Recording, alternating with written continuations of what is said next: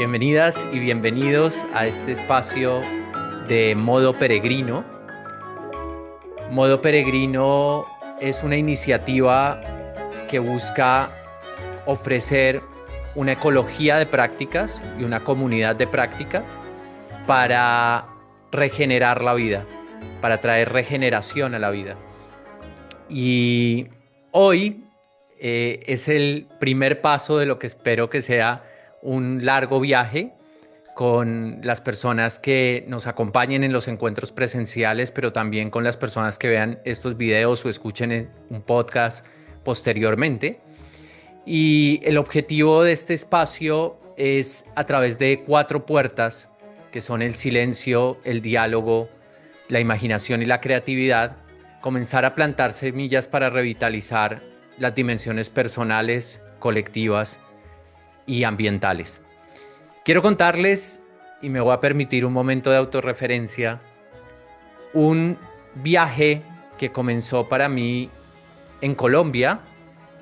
Nací en Bogotá y durante la primera parte de mi vida, hasta los 28 años, estudié comunicación social, me interesó mucho la filosofía, también la teología. Trabajé con comunidades un tiempo de mi vida, en universidades, en empresas. Y la velocidad de la vida, los mitos o las ideas que recibí de la vida me llevaron a acelerar hasta un momento donde se entrecruzaron la enfermedad, la presión intrapsíquica, es decir, el dolor emocional, y la salud. Y también el sentido, la pérdida de sentido. Estaba en un momento de transición vital donde mis esfuerzos quizá estaban dando frutos exteriores, pero había una incoherencia en mi ritmo interno. Y fue entonces en ese momento, a los 28 años, donde la vida me dio la oportunidad de un retiro personal, de un momento de silencio que se convirtió en un viaje de 13 años. Y ese viaje de 13 años personal con el silencio, no solamente fue un viaje interior, sino también fue un viaje social, un viaje que me llevó a conocer la cultura rural y la cultura de la selva en mi país, Colombia, en el norte de Colombia, en la Sierra Nevada de Santa Marta. Luego me llevó a conocer también la cultura latinoamericana en Perú, en Argentina, en Chile. En Argentina residí gran parte de esos 13 años, casi 8 años de manera itinerante. Y también otras culturas. Sentí una gran curiosidad por las culturas en Asia. Me entusiasma la filosofía india, la filosofía tibetana y la filosofía japonesa y las prácticas contemplativas. Y esos territorios también me fueron transformando. Y ese viaje social, territorial y personal tuvo un hito de cierre de ese proceso hace 2 años, después de haber trabajado con organizaciones, con comunidades, con una fundación en los Estados Unidos. Tuve un momento de vida de duelo donde al mismo tiempo eh, perdía el territorio donde había vivido, que era Argentina, para explorar un nuevo territorio en España. Perdía un proyecto vital, un proyecto de pareja y un proyecto laboral. Y ese periodo de duelo siempre lo traigo porque para mí fue un umbral de revelación, un umbral para hacer sentido de nuevamente de muchas dimensiones, de muchos ámbitos de mi vida, pero además me sirvió para ver qué quedaba después de aquello que parecía derruido. Y lo que quedaba era el silencio y mis relaciones con el silencio, el diálogo y el encuentro con otras y otros como manera de hacer sentido del mundo, mi capacidad de imaginar y mi capacidad de crear. Y fue atravesando ese umbral del dolor donde sentí que aparecía un momento de regeneración. Y es precisamente ese aumento de volumen al que le he dedicado los últimos 2 años de mi vida, aunque ya venía investigándolo hacía cerca de 4 o 5 años, que es el movimiento de la regeneración. Entonces, este viaje personal, y agradezco la paciencia para escuchar, esa autorreferencia, porque la palabra modo peregrino o modo tiene mucho que ver con la propuesta que me atreví a traer. Creo que a la mayoría de nosotros en un mundo donde nos mostramos mucho, nos cuesta parecer de una manera esencial. Hay como unos códigos en el mostrarnos en las redes y creo que para hijas e hijos de nuestro tiempo, el aparecer o el dejarse ver con nuestra profunda sensibilidad, pero también con nuestra búsqueda de camino, con las complejidades que tiene, los tropiezos, los hallazgos, las pérdidas, es supremamente difícil. Y me atreví después de 15 años de camino de ayudar a mostrar a otros y de estar detrás un poco de bambalinas a aparecer. Y la manera de aparecer fue con este nombre de modo, porque lo que me interesa a mí es, más allá de conceptos y prácticas que son fundamentales, es cómo cambiamos nuestra manera de habitar el mundo. Y peregrino es una manera de habitar el mundo que me interesa y me interesa como metáfora, pero me interesa también eh, como, como posibilidad de salida, como adyacente posible, diría un profesor mío llamado Ronald Siste, conocido por algunos de ustedes, y es el peregrino es una forma de moverse en el mundo diferente. Hay modos de moverse como el modo del turista. El turismo es una cosa supremamente reciente, se remonta a la década de los 70 y nace en el seno de la Organización Mundial del Comercio. ¿Cómo hacer para que ciertos territorios y ciertas industrias cobraran relevancia? Y la manera de hacerlo fue a través de agencias de viajes, fue a través de sitios de interés, fue a través de marcas de lugares. Y todas y todos hemos viajado como turistas. Vamos a lugares que son atractivos, que nos pueden quizá dar estatus, buscamos guías a ver qué nos interesa, la estatua, el parque, el mirador, si a alguien le apasiona el arte o la cultura, el museo, el concierto, la comida. Y como nos ocurre con las series de televisión, con las redes sociales, muchas veces hemos sufrido permítanme la expresión, la bulimia del turista, ¿no? Caminamos por las calles, consumimos sitios de interés y ese momento que debía ser el espacio de esparcimiento nos resulta a veces cansador. Ser turista es interesante, pero hay otra manera de viajar que es la del explorador. El explorador y la exploradora tienen una meta, una conquista. Y puede que en el camino no tengan tanto placer quien sube la montaña, quien hace un camino o un trekking. Y el explorador es distinto al turista incluso en su vestuario. El explorador se prepara. Puede que no sea placentera la experiencia. Incluso cuando uno habla con el explorador dirá que estuvo cansado, que se enfermó, que le salieron callos. Pero el explorador tiene un espíritu de conquista, de aventura, de descubrimiento. El desafío del conquistador y del explorador es que a veces pone la meta como el único objetivo y se pierde del proceso. Y entonces aparece una tercera forma de viajar o de habitar, que es la del peregrino. Y la mayoría de peregrinos tienen una intencionalidad. En la antigüedad el peregrino a veces hacía el viaje como penitencia, lo hacía para buscar una promesa, pero el peregrino, más allá de conocer el lugar turístico o de conquistar y terminar el aprendizaje o el peregrinaje, busca la transformación, busca que el ritmo sea diferente, no busca conquistar el territorio. Y algo que aparece de una manera muy hermosa, y algunos de ustedes lo han mencionado, y es busca las señales.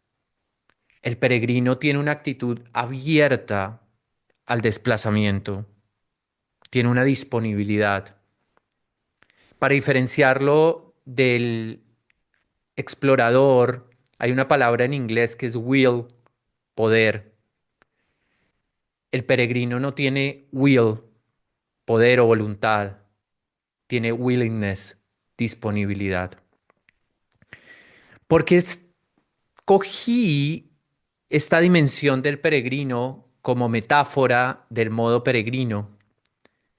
Y aquí me voy a ir a un territorio de lo personal, a un territorio más social y a un territorio incluso ecológico. Porque de muchas maneras podemos percibir que están siendo tiempos extraños. Hay múltiples crisis. Si nos pusiéramos un poquito teóricos, hay quienes hablan de tiempo buca, ¿no? Volátil, impredecible, complejo, ambiguo. Hay quienes dicen hay disrupciones en lo personal, en lo social, en lo ecológico. Hay quienes usan términos aún más extraños, como las Naciones Unidas hablando de la policrisis, que hay crisis multiplicada en muchos ámbitos, el económico, el social, el político. Hay quienes hablan incluso de metacrisis, y es que subyacente a todas estas crisis parece haber patrones, patrones que tienen que ver con la manera de estar en el mundo, con el modo de estar en el mundo. Y hay quienes hablan de permacrisis como una sensación de angustia.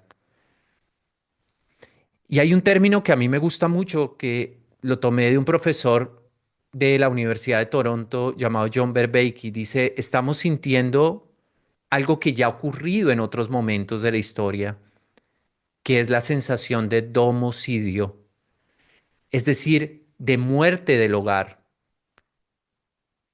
En el ámbito ecológico, las crisis ambientales hacen que incluso aparezcan ideas de colapso o de distopía. En el ámbito social, hay burbujas de sentido que hacen que sea difícil comunicarse con otras y otros.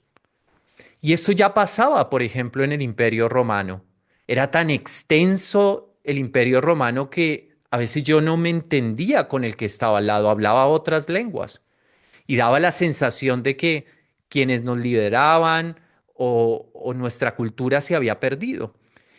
Y paralelo a esa idea de domicidio empiezan a aparecer fenómenos que son muy complejos en el ámbito personal.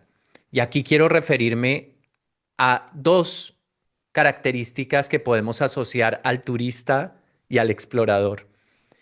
Y es que se está viendo una crisis en los modos de la atención.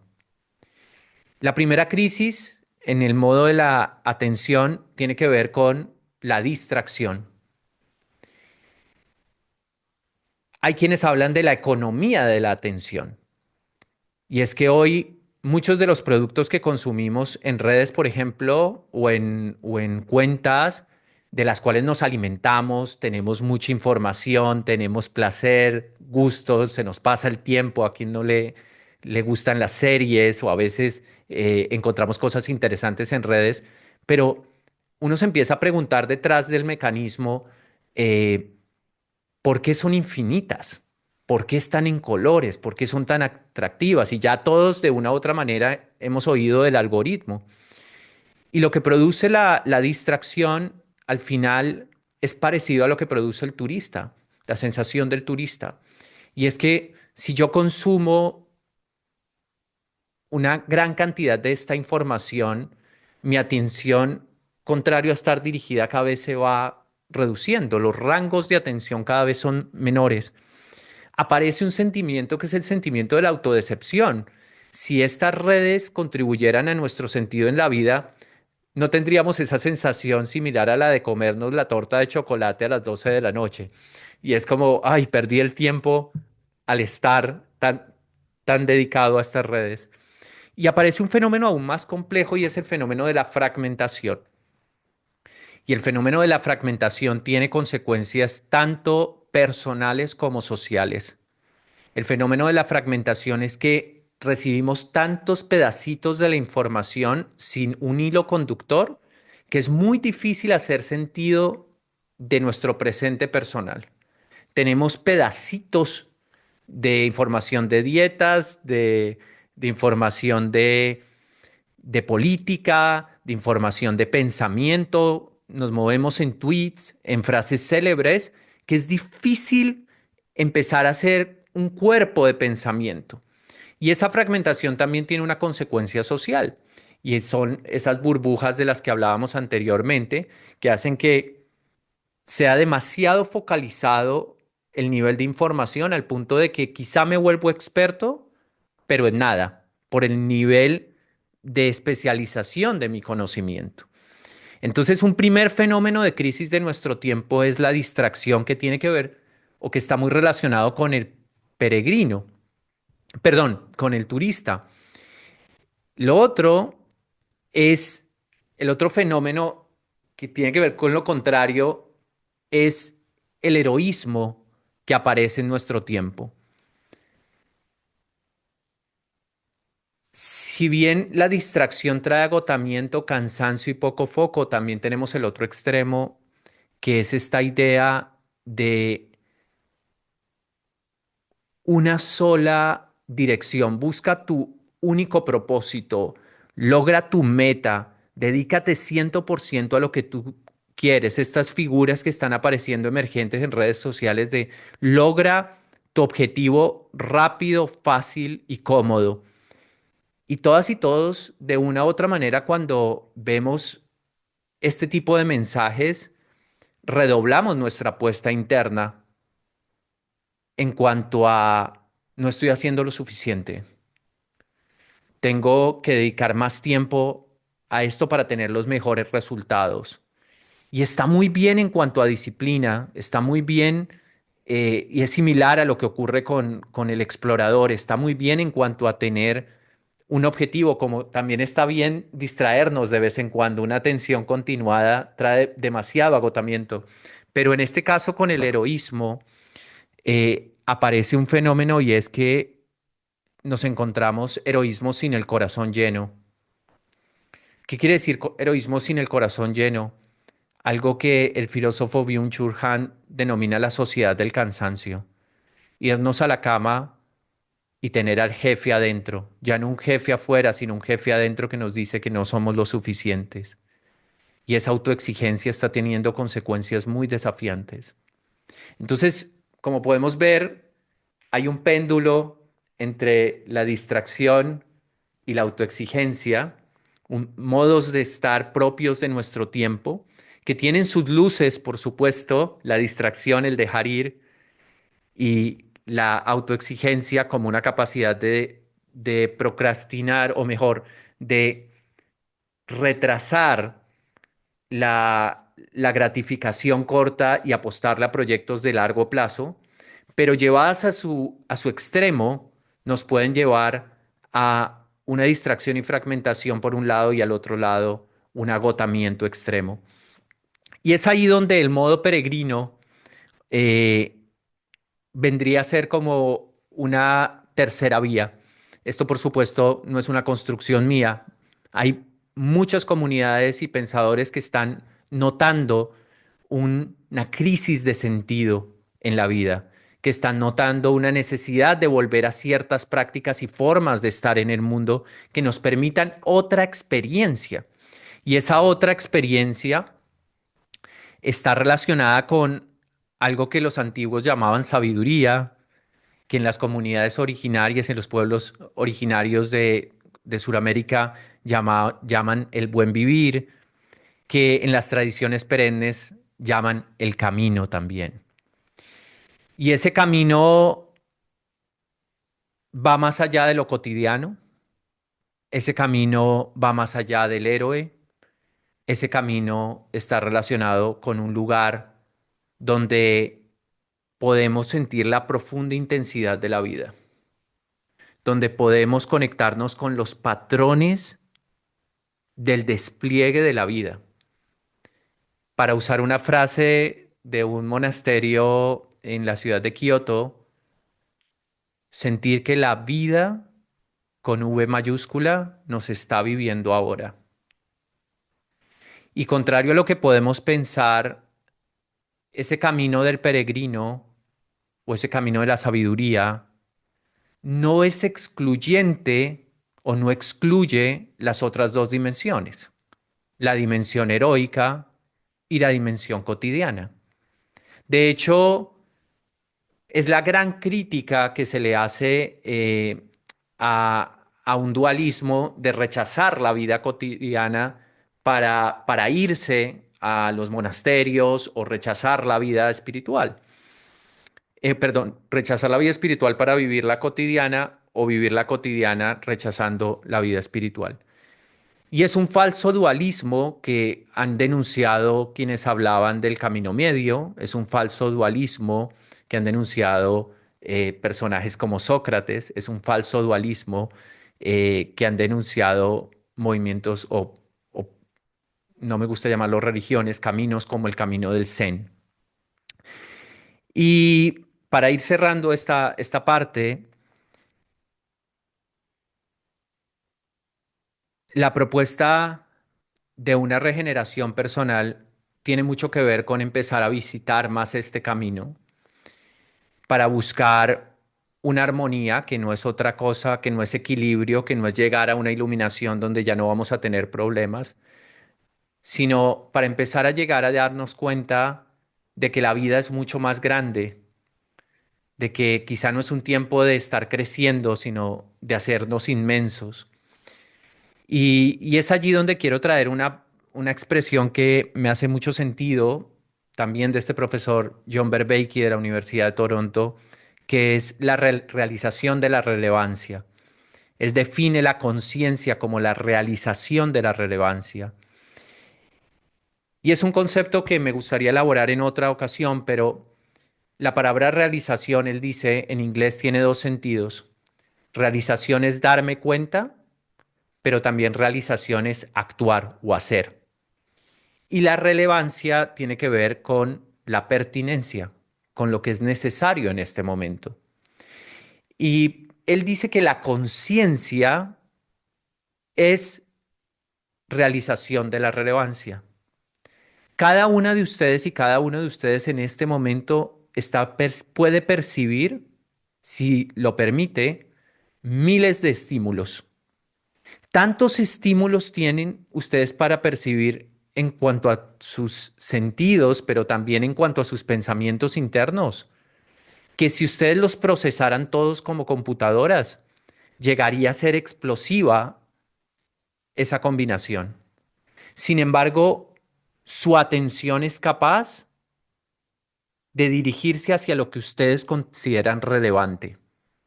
Si en este momento lo que estoy diciendo no tiene ningún sentido para ustedes, no es importante para ustedes, no es relevante para ustedes, seguramente ustedes están ya pensando hace un tiempo en otra cosa o haciendo otra cosa. Los seres humanos tenemos capacidad de prestar atención a lo que nos importa en el momento. Lo que pasa es que si vivimos como turistas, la realización de nuestra relevancia, vamos a ir de un lugar al otro como le pasa a los perritos.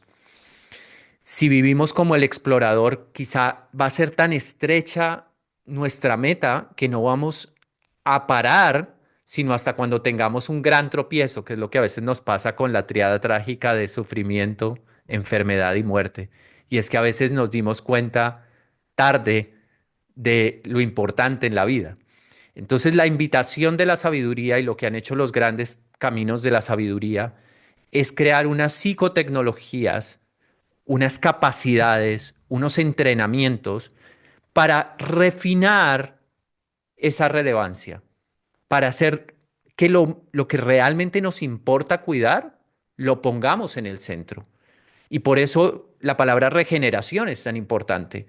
Poner la vida en el centro, lo ecológico, poner lo social en el centro, lo que nos importa en cuidado de relaciones, y poner lo que nos importa para nosotras y para nosotros en el centro. Y hay unos criterios para saber si lo que estamos poniendo en el centro nos da sentido. Muy rápidamente, la sensación de vitalidad.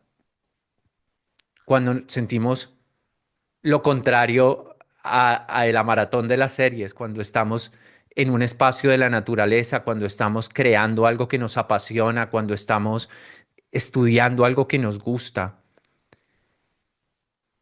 Dos, la amplitud de la mirada. Cuando tenemos una conversación con alguien, cuando empezamos a amar, cuando recibimos algo de la vida que no esperábamos y nos amplía la mirada. Tres, la sensación de coherencia entre distintas partes de nosotros, nuestro ser, los valores más profundos, nuestro estar, el presente, pero también nuestro hacer. Y la cuarta, esa constante apertura con el misterio. Y es esto aquí lo que, si se llevan algo de este espacio, es que las ideas, las metodologías, las prácticas, las revelaciones, sí, solo sí son relevantes cuando nos abren más al misterio de la vida, a la complejidad de la vida. Todas aquellas creencias, ideas, metodologías, prácticas que nos cierran son prácticas que no contribuyen a la vitalidad. Y entonces, ya para terminar, la propuesta de este espacio, que como les decía, espero que sea el primer paso en un viaje de 1000 millas, citando una frase atribuida a Lao Tse, es crear espacios de comunidad. Porque si bien hay prácticas que podemos hacer cada uno y cada uno de nosotros, y algunas las voy a compartir aquí, es en comunidad, en diálogo, en la capacidad que tenemos de tensionarnos amorosamente, donde aprendemos y donde emerge la fraternidad y la inteligencia distribuida. Y los cuatro ámbitos que vamos a explorar en este espacio de modo peregrino son el silencio, el diálogo, la imaginación y la creatividad. El silencio, el diálogo, la imaginación y la creatividad. En próximos espacios vamos a hablar de cada uno de ellos, pero quiero dar una pincelada de por qué esos cuatro. Tiene que ver los dos primeros con un ritmo que es el ritmo del hacer sentido, que es el ritmo de abrirme a la realidad que puedo percibir en este momento y ver qué es lo más relevante de ella. Y el silencio es la herramienta que tenemos personalmente para darnos cuenta, lo primero que pasa cuando hacemos silencio, y lo vamos a explorar en unos minutos, es que hay ruido. Lo segundo que empieza a pasar es que empiezan a aparecer cosas que no había visto. Lo tercero que empieza a pasar es que hay posibilidades de observar y en esa observación de profundizar. Lo cuarto es el misterio. Y ese misterio con mayúsculas. Pueden venir insights, pueden venir cosas que no había visto, pueden venir maneras de relacionarme, pero para quienes quieren algo práctico del silencio, es que empiezo a hacer un espacio de banda de flotación donde mi interioridad me permite un autodiálogo. Y entonces muchas de las reacciones, enojos, proyecciones, antes de salir disparadas como normalmente salen, ese espacio de flotación, esa banda de flotación empieza a ocurrir adentro. El maestro Thich Nhat Hanh, alguna vez le preguntaron si él se enojaba y y si ese enojo se reducía en la meditación. Y él decía, uno de los maestros más experimentados en prácticas de meditación, decía algo muy bello, decía, a veces me siento y siento muchísima rabia, pero me quedo ahí con ella y aprecio que esa rabia no haya salido. Entonces, hasta un espacio de metabolización de la rabia puede ser ese espacio de silencio. El diálogo, muy rápidamente, el diálogo entendido en su versión griega, diálogos, cuando dos se encuentran y aparece un tercero, un logos. Pero también el diálogo y la conversación con algo más amplio, que es con los patrones que a veces ocurren en los grupos. Aprender a conversar con los patrones y con los sistemas. Y como diría el poeta David White, la conversación más amplia, esa conversación que tenemos con lo más allá del humano, con la naturaleza, con la piedra, con los espacios, con los territorios. Y aprender a escuchar y aprender a conversar va a ser parte esencial de este hacer sentido. Y las otras dos, la imaginación y la creatividad, son dimensiones que están relacionadas con la manifestación. Serían como las manos o el corazón que se manifiesta a través de las manos. La imaginación como ese espacio onírico, como ese espacio de la belleza, como ese espacio donde es posible incubar lo nuevo.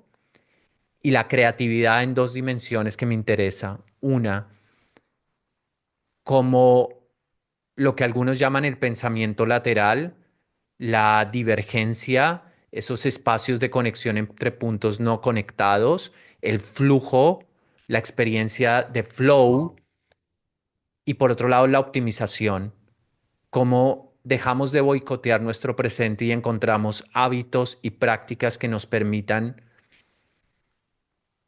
evitar la autodecepción. Entonces, como pueden ver, es un rango enorme. Yo soy aprendiz. No soy experto en ninguna de estas áreas. A lo sumo, he transitado parte de ese territorio y me interesa este espacio como un espacio de caminar con otras y otros.